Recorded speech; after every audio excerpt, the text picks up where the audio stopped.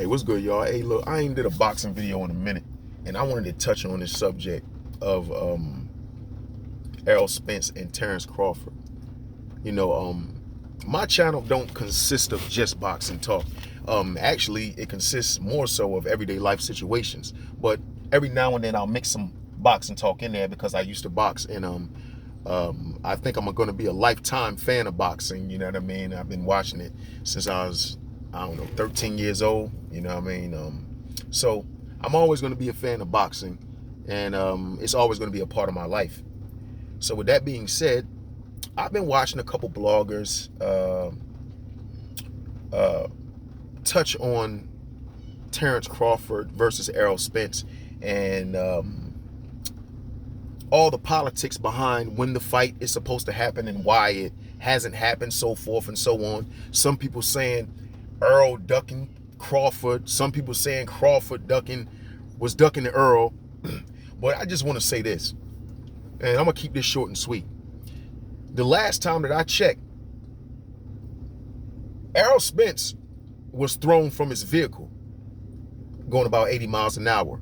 Is that any of the fans' fault? Is that Terrence Crawford's fault? No, it's not. But let's just take into consideration this. How many people do you know that can go through something like that, right? Come back to boxing and go up against a top-tier welterweight in Danny Garcia. That was his cherry. Danny Garcia was Errol Spence's cherry after being thrown from a vehicle going 80 miles an hour. Y'all don't see that as amazing? That's normal shit that you see every day.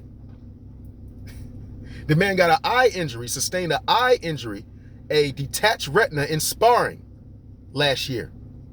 He's coming back to fight the WBA champion in Yordenis Ugas. No tune-up. That's his cherries. Now, I don't recall Terrence Crawford having any injuries. Even without the injuries, look at the competition. I don't know who's to blame, whether it's Bob Arum or not. He left Bob Arum, so maybe Bob Arum has something to do with why he couldn't get the fights he wanted. I don't know.